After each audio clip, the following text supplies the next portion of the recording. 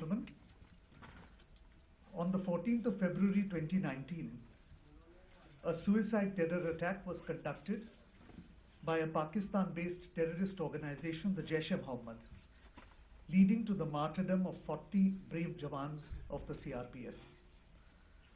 The Jaish-e-Mohammed has been active in Pakistan for the last 2 decades, and it is led by Masood Azhar with its headquarters in Bahawalpur. This organization, which is proscribed by the United Nations, has been responsible for a series of terrorist attacks, including on the Indian Parliament in December 2001 and the Pathankot Air Base in January 2016. Information regarding the location of training camps in Pakistan and in Pakistan-occupied Jammu and Kashmir has been provided to Pakistan from time to time. Pakistan, however, denies their existence. The existence of such massive training facilities capable of training hundreds of jihadis could not have functioned without the knowledge of the Pakistan authorities. India has been repeatedly urging Pakistan to take action against the Jaish-e-Mohammed to prevent jihadis from being trained and armed inside Pakistan. Pakistan has taken no concrete action to dismantle the infrastructure of terrorism on its soil.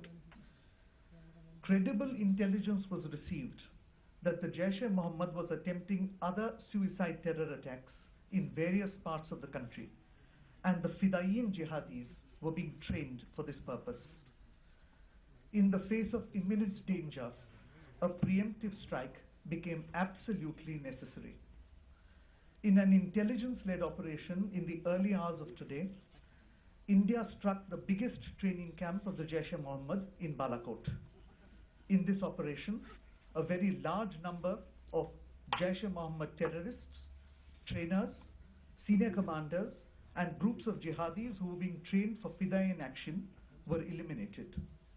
This facility at Balakot was headed by Maulana Yusuf Azhar, alias Ustad Ghori, the brother-in-law of Masood Azhar, chief of the JEM.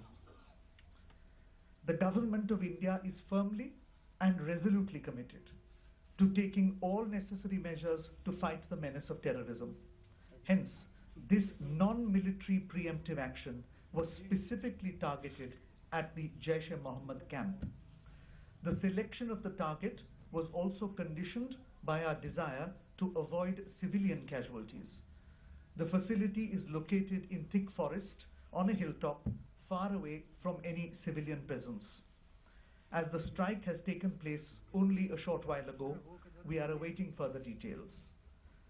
The government of Pakistan had made a solemn commitment in January 2004 not to allow its soil or territory under its control to be used for terrorism against India. We expect that Pakistan lives up to its public commitment and takes follow-up action to dismantle all JEM and other camps and hold the terrorists accountable for their actions. Thank you. This concludes the briefing. Thank you all for joining.